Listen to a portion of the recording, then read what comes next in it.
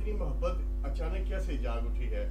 जब पीटीआई के चेयरमैन को शीशे तोड़ के गिरफ्तार किया गया, जब उनकी बहन बेटियों को 30,000 वर्कर्स को उठाया गया, उस वक्त आप कहाँ थे? जब यहाँ पे प्रेस कॉन्फ्रेंस होती थी, लोगों को उठाया जाता था, 2-2 महीने गायब रहते थे, फिर यहाँ पे आके जिस तरह वो प्रेस कॉन्फ्रेंस करते थे, उस वक्त आपको पीटीआई की मोहब्बत क्यों नहीं जागी थी? जी, अच्छा सवाल है। मैं इसका जवाब दे दूं। पहले देखिए, ये जो हालात बने हैं, इसकी मैं निशानदेही वाहिद शख्स था जो इलेक्शन कमीशन के बाहर खड़े होके हर पेशी के बाद मैं उसकी निशानदेही करता था कि ये तबाकुन सियासत है, ये पाकिस्तान की जो सियासत है उसको भी दाव पे लगाएगी, पाकिस्तान की मईशत को दाव पे लगाएगी, पाकिस्तान की कौमी सलामती को दाव पे लगाएगी। नंबर 1, मेरी बात को नहीं सुना गया, उस पर तवज्जो नहीं दी गई। आज जो पीटीआई को दिन देखने नसीब हो रहे हैं, इसमें कोई शक नहीं है कि ये तशवीशनाक है, लेकिन ये सेल्फ इन्फ्लिक्टेड है, ये अपने ऊपर खुद लागू किए गए हैं। अब आप इससे अंदाजा लगाइए, मैं उन लोगों में से नहीं हूं, मैं सीधी बात करता हूं। मैंने उस वक्त भी कहा था कि ये सियासत जो है ये इस पार्टी को ले डूबेगी, ये इसकी क़यादत को ले डूबेगी, ये सियासत आप इस रास्ता बदलें, आप तामीरी सियासत की तरफ आए। ये मैं उस वक्त भी कहता था। मेरी एक एक बात सच साबित हुई। याद रखिए कि जो पाकिस्तान में जो सवाल उठाना है, अब मैं एक और बात कहना चाहता हूँ, जो पाकिस्तान के जो नामवर वकील हैं जो आज इस फसाद और फ्रॉड का हिस्सा बने हैं, आज तक किसी ने ये बात उठाई है कि जी पिछले 6-7 सालों में यहाँ बलवे हुए, या जुडिशल कॉम्प्लेक्स पे हमले हुए, यहाँ पे सुप्रीम कोर्ट के बाहर हुआ, यहाँ पे पार्लियामेंट का गेट तोड़ा गया, अभी तक एक शख्स को सजा नहीं हुई। ये है वो लम्हा फिक्रिया कि आपका जो निज़ाम है इंसाफ का वो टोटली फ्लॉड है।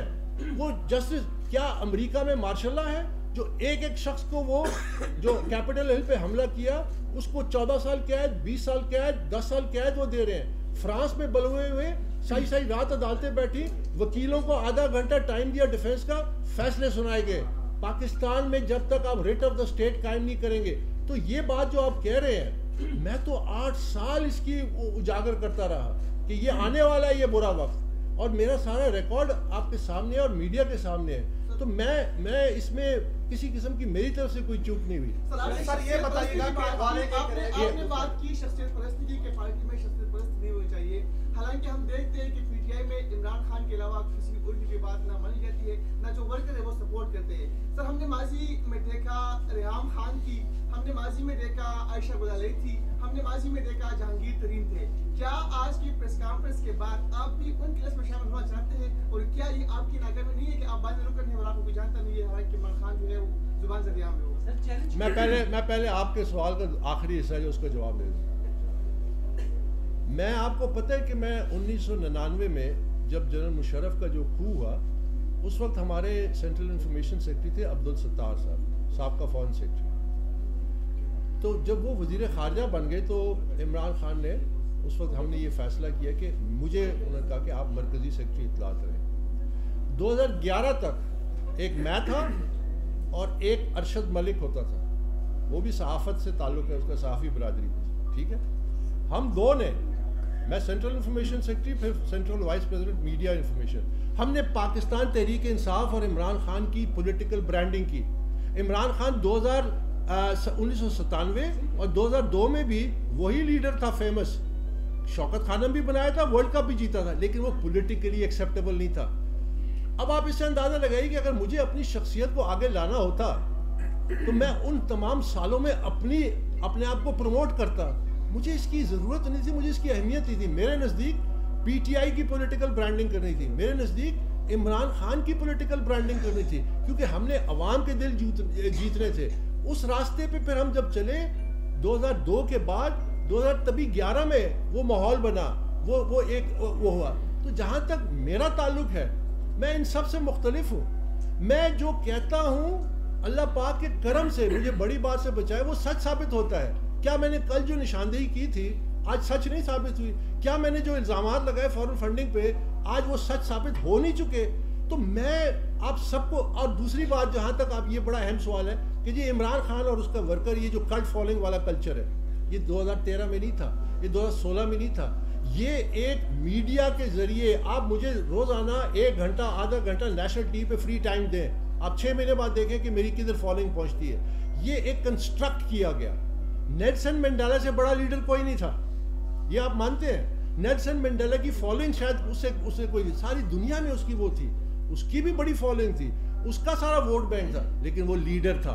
वो जब जेल से रिहा हुआ 4 साल उसको लगे, उसने धरने नहीं दिए, उसने ईंट से ईंट बजाने की कोशिश नहीं की, उसने जमहूरी अमल किया, इलेक्शंस पे गया, 1 टर्म के लिए सदर रहा, 1 टर्म के लिए एएनसी का चेयरमैन रहा। जब उसने 1 साल पहले टर्म खत्म होने से ऐलान कर दिया कि मैं अगले इलेक्शन में कैंडिडेट भी नहीं हूं, मैं अगले इलेक्शन में सदारती कैंडिडेट भी नहीं हूं, क्या हुआ उससे वोट बैंक ट्रांसफर हुआ पार्टी को। याद रखिए, लीडर का सबसे पहला काम ये नहीं है कि अपने लिए शोहरत कमाए, उसका काम है कि लीडरशिप के रास्ते खोले ताकि और लीडर आए और कॉम्पिटेंस आए। अगर वो सिर्फ अपनी शोहरत और अपनी जात के लिए काम कर रहा है तो वो नेशनल ग्लोरी है, वो पर्सनल ग्लोरी है, वो नेशनल ग्लोरी नहीं है। वो लीडरशिप है ही नहीं जो अपने ही इमेज, ये यहाँ पे हुआ जिसके नतीजे में ये आपको बाबर साहब ये बताना, आपके सवाल के दो अकबर साहब मेरी बात सुनिए,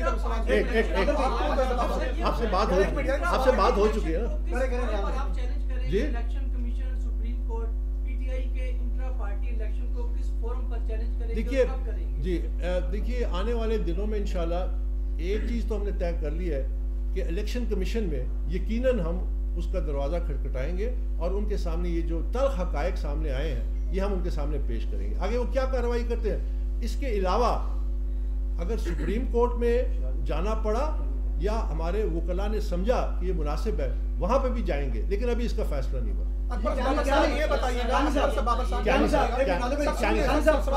यार एक मिनट, यार आप कंडक्ट भाई, यार आप कौन है?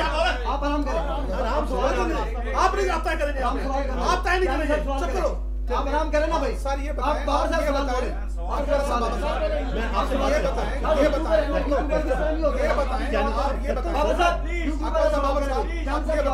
जी अभी अपनी हकीकत बताना चाहते हैं। आप क्यानी आप साहब, कौन है यार यहाँ पे? किसने क्यानी साहब जी क्यानी साहब, 13 साल बाद कल आप जब सेक्रेटेरिएट गए जी, वहाँ पर आपके पुराने दोस्तों से मुलाकात हुई।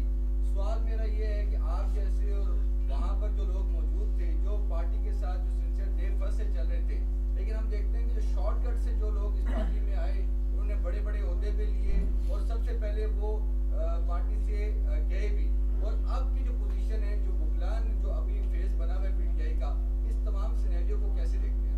देखिए ये पाकिस्तान तहरीक इंसाफ ने लगता है कि अभी तक कोई सबक नहीं सीखा। यानी पहले हाईजैक हुई उजरती सियासतदानों के हवाले से, फिर उसके बाद ये कुछ पीटीआई के कंगले थे जिन्होंने मिल के ये पार्टी को लूटा और इस मकसद को कैश कराया, जिनको हम सबको जानते हैं। और अब ये कुछ वकला चेहरे सामने आए हैं। मुझे अफसोस से कहना पड़ता है कि अब जेल से जो बाहर आके जो कहते हैं कि जी सबसे पहले तो चेयरमैन का ये हक ही नहीं है कि वो नॉमिनेट करे, ये वर्कर का काम है कि वो फैसला करे। जो उम्मीदवार बनना चाहता है वो उस उम्मीदवार का हक है, ये डेमोक्रेसी है। तो ऐसे लोग जो आए हैं जिनका पीटीआई से कोई ताल्लुक ही नहीं है, जो किसी और सियासी जमात में रहे हैं, उसका कैंडिडेट रहे, उनका क्या मेरिट है? आप ये सोचिए कि पीटीआई का वर्कर क्या सिर्फ इस काम के लिए कि उसको जेल में डाला जाए, उसको सड़कों पे ला के उसकी पिटवाई कराई जाए और उसका कोई पूछने वाला ना हो, वो जेलें काटे? क्या इसलिए पीटीआई का वर्कर बना है? क्या पीटीआई की वर्कर की इतनी अहमियत है? उसको ये इख्तियार क्यों नहीं दिया गया कि वो अपनी क़यादत का फैसला करे? क्यों एक ऐसे शख्स को नॉमिनेट किया गया जिसका पीटीआई से कोई लेना देना नहीं है? तो ये तो बहुत खौफनाक एक अमल हुआ है जिससे पाकिस्तान तहरीक इंसाफ को बहुत नुकसान पहुंचेगा। जी अब आप पूछिए। सर इस सवाल के दो हिस्से, एक तो ये कि जायद साहब का सवाल का अपना प्रॉपर जवाब नहीं दिया, मैं दोबारा उसको रिफ्रेश कर देता हूँ कि 13 साल बाद, यानी कि 13 सालों में कई इंट्रा पार्टी इलेक्शन हुए, आज तक आप किसी इलेक्शन में क्या हिस्सा लिया? अगर नहीं लिया तो क्यों नहीं लिया? और आज अचानक आपको ये मोहब्बत क्यों जागी? एक बात। दूसरा, आपने अमेरिका का हवाला दिया, फ्रांस का हवाला दिया।